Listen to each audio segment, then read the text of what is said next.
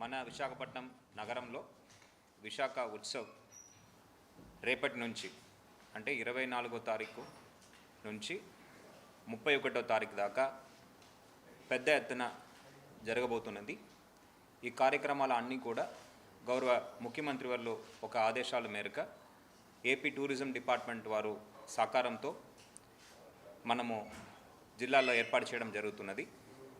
24 నుంచి 31 దాకా వివిధ activities, cultural activities, sports activities, వివిధ కాంపిటీషన్స్, టాలెంట్ హంట్ లాంటి యాక్టివిటీస్ అన్నీ కూడా 24 నుంచి 31 మధ్యలో మన విశాఖ నగరంలో జరగబోతున్నాయి. ప్రధానంగా ఆర్కే బీచ్లో మనము మెయిన్ వెన్యూ అనేది ఏర్పాటు చేసుకోవడం జరిగింది.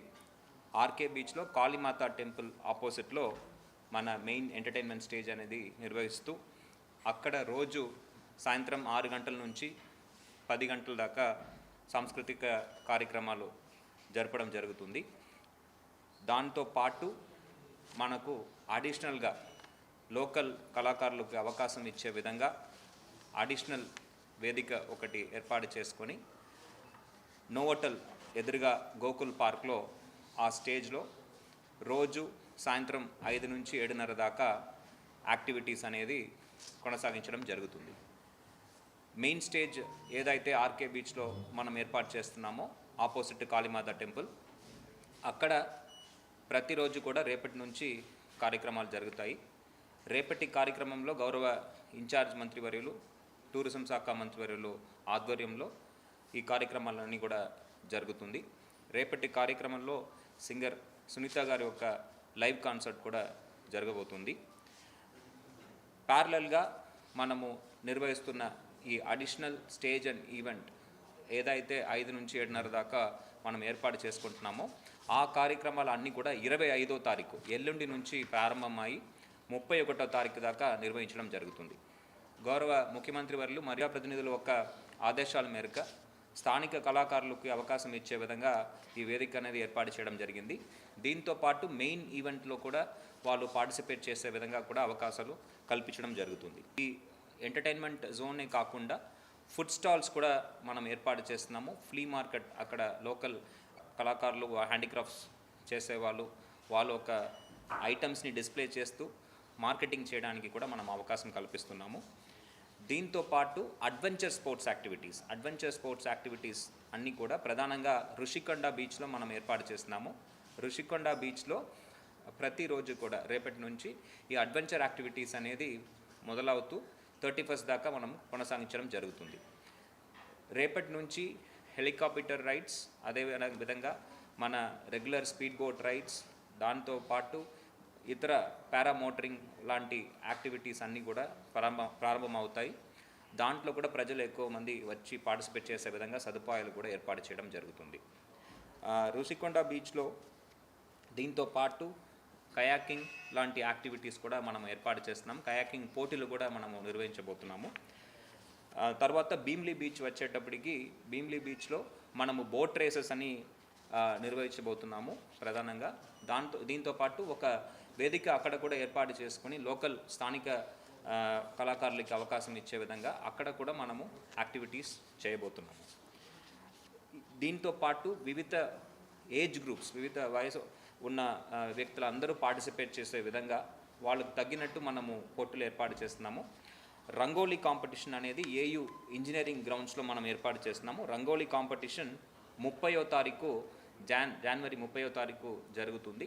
దాంట్లో మహిళలు పార్టిసిపేట్ చేసే విధంగా మనం ఏర్పాట్లు చేస్తున్నాము. రిజిస్ట్రేషన్, ఈ అన్ని రిజిస్ట్రేషన్ కూడా మనము ఆన్లైన్లో అవకాశం కల్పించడం జరిగింది. సో www.vishakhautshav.org అనే వెబ్సైట్ ద్వారా రిజిస్టర్ చేసుకుంటే ఈ రంగోలీ పోటీలకు అన్నిటికి కూడా వాళ్ళు పార్టిసిపేట్ చేయడానికి అవకాశం ఉంటుంది. ఈ రిజిస్ట్రేషన్ అనేది ఈరోజు ఓపెన్ అవుతుంది. ఈరోజు నుంచి 27 తారీఖు దాకా 27th నైట్ 10 o'clock దాకా వాళ్ళు రిజిస్టర్ చేసుకోవచ్చు. రిజిస్టర్ చేసుకున్న వారికి మనము ఏయూ ఇంజనీరింగ్ గ్రౌండ్లో వాళ్ళకి పోటీలో పార్టిసిపేట్ చేయడానికి అవకాశం కల్పించడం జరుగుతుంది. ఈ రంగోలీ కాంపిటీషన్తో పాటు వివిధ కాంపిటీషన్, ఫర్ ఎగ్జాంపుల్ చిల్డ్రన్ వచ్చేటప్పటికి చిల్డ్రన్కి సంబంధించి ఒక ప్రత్యేక ఒలింపియాడ్, చిల్డ్రన్ ఒలింపియాడ్ అనేది 31వ తారీఖు స్వర్ణభారతి స్టేడియంలో, మా జీవీఎంసీ స్వర్ణభారతి స్టేడియంలో నిర్వహించడం జరుగుతుంది. ఇది స్పోర్ట్స్ అథారిటీ ఆఫ్ ఆంధ్రప్రదేశ్ వారు సహకారంతో ఈ పోటీలు నిర్వహిస్తున్నాము. దీంట్లో బేబీ క్రాలింగ్ 6 నుంచి 13 నెలలు బిడ్డలు సంబంధించిన పోటీలు, రన్నింగ్ రేస్ 13 నెలల నుంచి 10 ఏళ్ళ వయసు ఉన్న పిల్లలు సంబంధించిన activities, jumping ball, skating. Jumping ball అనేది 2 నుంచి 7 వయసు ఉన్న పిల్లలకి, స్కేటింగ్ అనేది 4 నుంచి 10 వయసు ఉన్న పిల్లలకి మనము స్వర్ణభారతి స్టేడియంలో 31వ తారీఖు ఈ ఒలింపియాడ్ కార్యక్రమం నిర్వహించడం జరుగుతుంది. Then coming to cooking competition, culinary competition అనేది సన్ ఇంటర్నేషనల్ స్కూల్లో నిర్వహిస్తాము. దీనికి రిజిస్ట్రేషన్ అనేది రంగోలీ కాంపిటీషన్ లాగానే 27/1/2026 27 జనవరి లాస్ట్ డేట్, 10 o'clock దాకా రిజిస్ట్రేషన్ ఉంటుంది. దెన్ మనము రిజిస్ట్రేషన్ని బట్టి పోర్టులు మనము సన్ ఇంటర్నేషనల్ స్కూల్లో మనము ఏర్పాటు చేయడం జరుగుతుంది. దీంట్లో ఫైనల్స్ అనేది కుకింగ్ కాంపిటీషన్లో ఫైనల్ కాంపిటీషన్ అనేది 30/1/2026 జరుగుతుంది.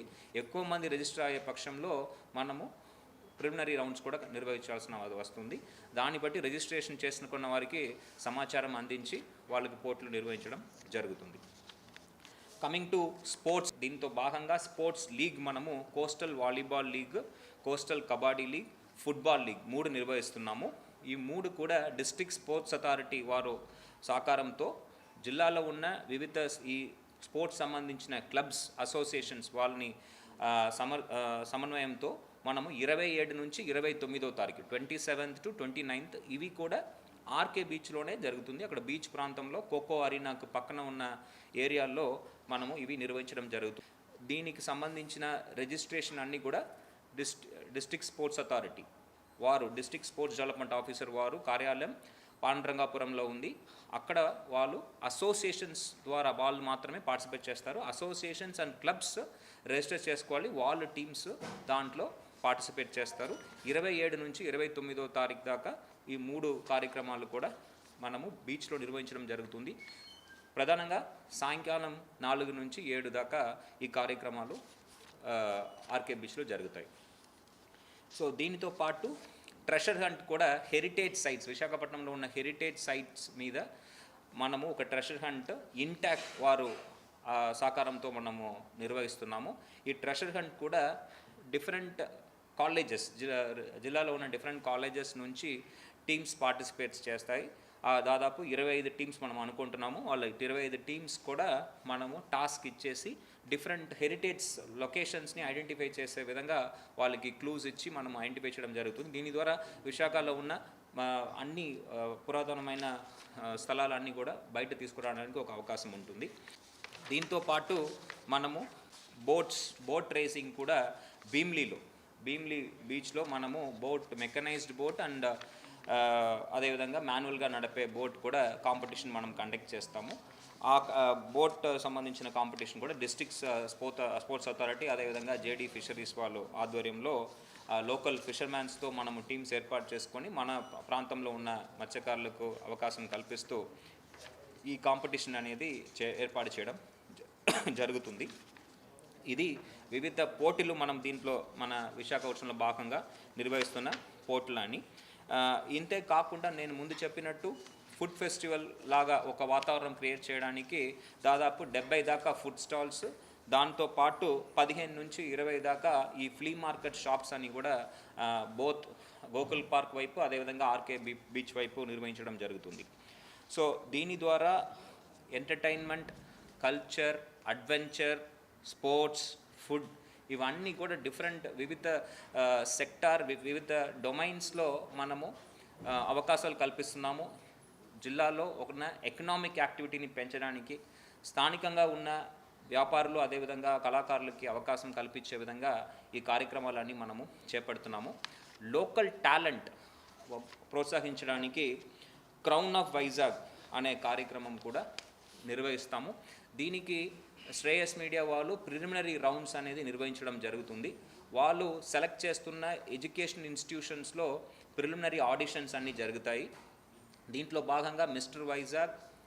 Mrs. Vizag, Miss Vizag, and then child, the best intellectual child. ఈ యాక్టివిటీస్ కూడా మనము క్రౌన్ ఆఫ్ వైజాగ్లో భాగంగా ప్రిలిమినరీ ఆడిషన్స్ అనేది ఇన్స్టిట్యూషన్స్లో జరుగుతుంది. ఈ ఇన్స్టిట్యూషన్స్తో పాటు దాదాపు 10 ఇన్స్టిట్యూషన్స్లో వాళ్ళు ప్లాన్ చేసుకున్నారు. అక్కడ ఉన్న ఇన్ హౌస్ టాలెంట్ ఐడెంటిఫై చేయడం, దాంతోపాటు బయట వాళ్ళు ఎవరైనా పార్టిసిపేట్ చేయాలన్నా వాళ్ళు విఎంఆర్డిఏ చిల్డ్రన్స్ అరీనాలో వాళ్ళకి ఆడిషన్స్ కండక్ట్ చేయడం జరుగుతుంది. ఆ ఆడిషన్స్లో సెలెక్ట్ అయిన వారికి ఫైనల్స్ అనేది మెయిన్ వేదికలో దాదాపు 2 గంటల పాటు వాళ్ళకి కార్యక్రమాలు ఉంటాయి. ఆ మెయిన్ వేదిక ఏదైతే మనము ఆర్కే బీచ్లో ఏర్పాటు చేస్తున్నామో అక్కడ 30వ తారీఖు వాళ్ళకి కాంపిటీషన్స్ అనేది, ఫైనల్ కాంపిటీషన్ అనేది ఈ mister Vizag, missus Vizag, miss Vizag and child of Vizag వీళ్ళందరికీ అక్కడ ఆ కార్యక్రమాలు ఏర్పాటు చేయడం జరుగుతుంది. ఆ పోటీలో గెలిచిన వాళ్ళందరికీ కూడా 31st ద ఫైనల్ డే మనకి ప్రైజ్ డిస్ట్రిబ్యూషన్ అనేది చేయడం జరుగుతుంది. సో ఇది మన టాలెంట్ హంట్లో భాగంగా చేస్తున్న యాక్టివిటీస్. సో దాదాపు అన్ని అంశాలు మనము కవర్ చేస్తున్నాము. ప్రతి ఒక్కరికి కూడా అవకాశం కల్పించే ఉద్దేశంగా మనము ముందుకు వెళ్తున్నాము. మన విశాఖపట్నంలో మాత్రం కాకుండా అనకాపల్లి మరియు అరకులో కూడా ఈ కార్యక్రమం జరుగుతున్నాయి. సో ప్రతిరోజు కూడా డ్రోన్ షో అనేది నిర్వహించడం జరుగుతుంది. ఓపెనింగ్ సెరిమనీలో భాగంగా ఫైర్ వర్క్స్ కూడా 15 minutes ఫైర్ వర్క్స్ కూడా నిర్వహించడం జరుగుతుంది. 29, 30, 31 ఈ 3 రోజున మనకి ఫ్లవర్ షో అనేది సెంట్రల్ పార్క్లో నిర్వహించడం జరుగుతుంది. 29, 30, 31 3 days మనం నిర్వహిస్తాము. సెంట్రల్ పార్క్లో entry is free. 9 AM to 9 PM 9 గంటల పొద్దున్న నుంచి 9 గంటల సాయంత్రం దాకా ఇవి నిర్వహించడం జరుగుతుంది. ఇంకా ఏదైనా మీకు వివరాలు ఉంటే డెఫినెట్గా మేము అందరూ అందుబాటులో ఉన్నాము. మీ అందరి సహకారంతో ఈ కార్యక్రమాన్ని విజయవంతం చేద్దామని సభమంగా అందరినీ కోరుతున్నాను. కరెక్ట్.